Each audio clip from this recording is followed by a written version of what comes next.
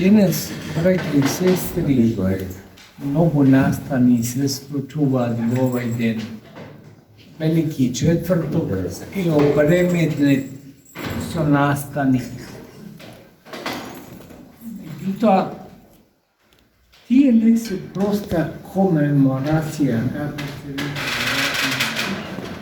ili svetavanje prosto na nešto što se slučilo nekoj pred 2000 godina. Туку настаните кои се случиле околу Господа Исуса Христа и ги прифатила црквата, се настани кои имаат значење за сегашност. Затоа и овој ден толку го почитуваме и славиме, зашто детна страна се случиле многу настани во овој ден. Прво, востановена е Светата Евхаристија. Че како човек востановена пред 2000 години.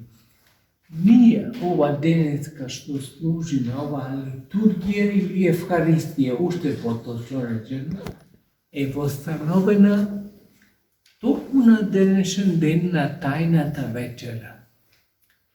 Ова правете го, вели Господ Христос, во мој спомен. И ние тие зборови ги повторуваме секоја литургија.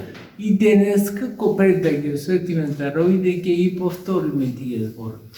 Зашто со тие зборови се осветува не лепот и виното само, туку целиот свет, целата створена природа. И ние сме свесни за това, или барем треба да бидеме свесни, дека ние сме учесници во евхаристискиот живот кој започна на денешен ден. А евхаристиски живот што значи? Значи да бидеме благодарни битие за најосновното, за животот и постоењето. Ако да сме благодарни за тоа без кој нема нормално живот и ние не би постоеле, ќе бидеме благодарни и за ситниците кои се ни случуваат катадневно.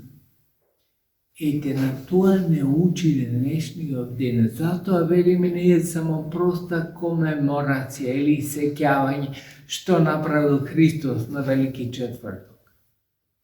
Туку за нас е поттик да го живееме животот благодарствено, така како што Господ го восстанови на денешен ден.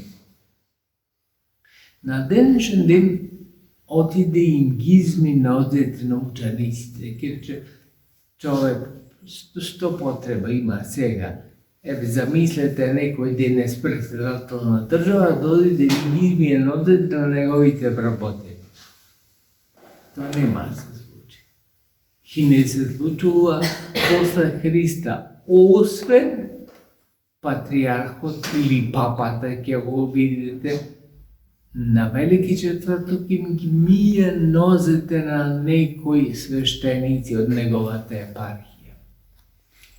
Зошто е тоа неопходно? Заради смирението, да ни покаже Господ, како што ни покажа и ни утврди во нас, и ние сме го примиле тоа, дека смирението е најважната нитка во животот на човек. Сакаш кариера, сакаш да бидеш познат, тогаш служи им на другите.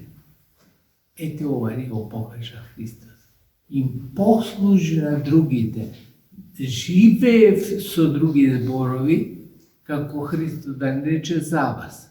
Ама и така е, и ние го знаеме и ние го припаќаме дека тој живееше на земјата заради нас. Е, тоа значи да му ги измие нозете на учениците. Сега некој председател, што спомнавме на држава или, не знам, некој угледен бизнисмен, ќе се срами дури и чорапите да им ги се облече на неговите вработени или на неговите поданици.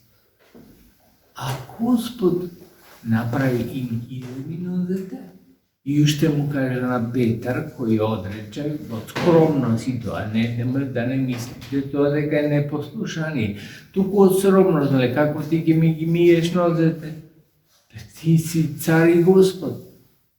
Ако не ти ми ги измием нозете, мој Христос, немаш удел во мен. И добро, вели Петар, тогаш не само нозете, целосно измиеме. А Господ нема потреба на тој што е чита се мие се. Само екстремитетите, со рацете, фаќаме нешто со нозете, тие можат да бидат нечисти. Со нозете одиме во нивата, па кали ќе се напрати.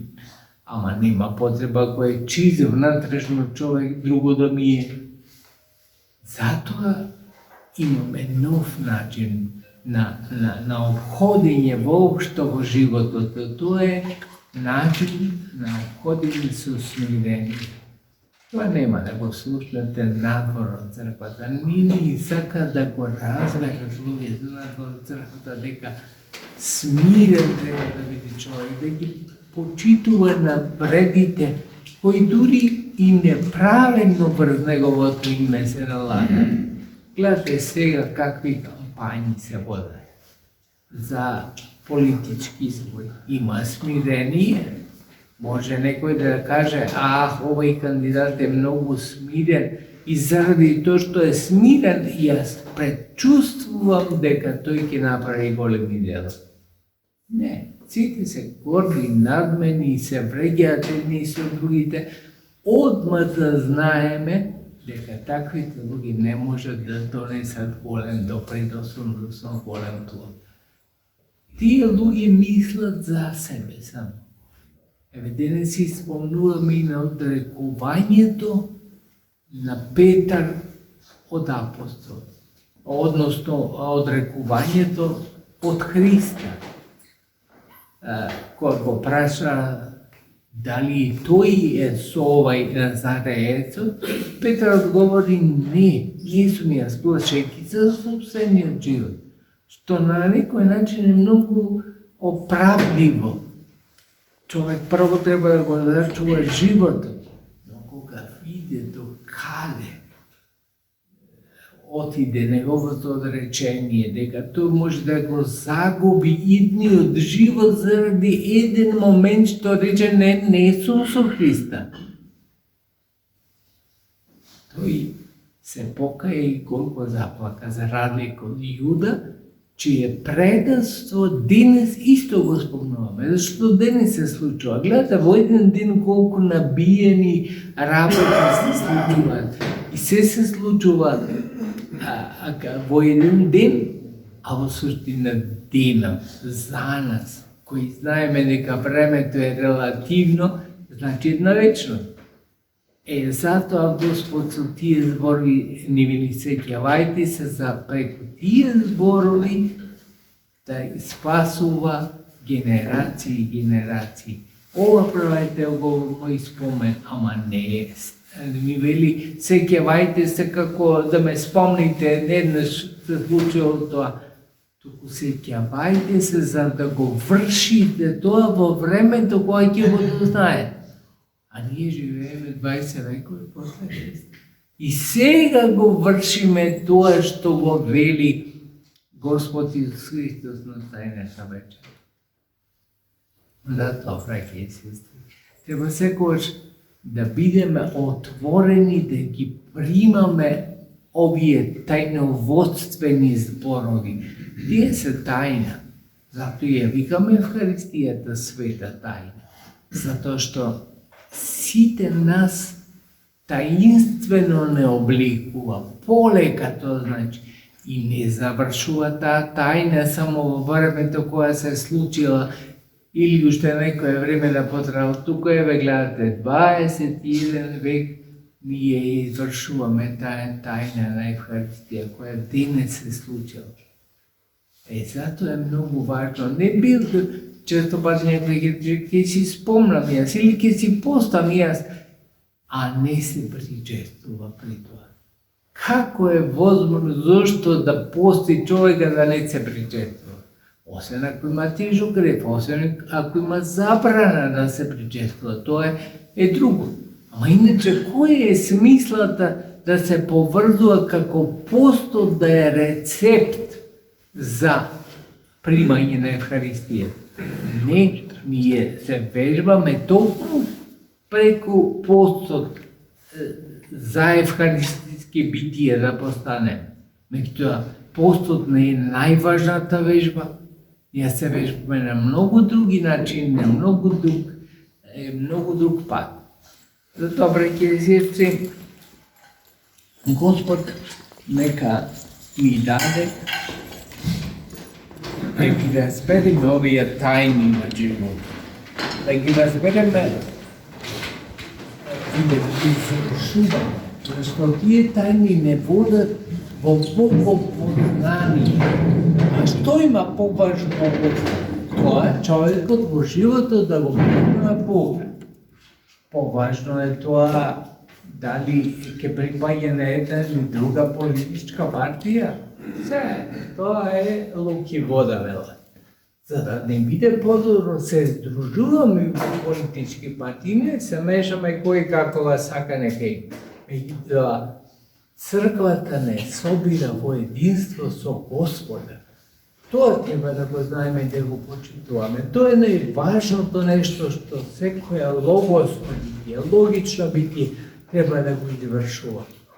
Да станеме служители Божји во потрага по вистината Божја. Таа вистина наш често пати може да биде коритолюбива. И најчесто е коритолюбива. Сакаме нешто што е од наша полза. Ама кога сме предадени на Господа да сакаме она што му е угодно на Бога, слушам денеска во Евангелието. Христос оди на страдање, го фаќаат и пред распетие, вечерва и распетие за него.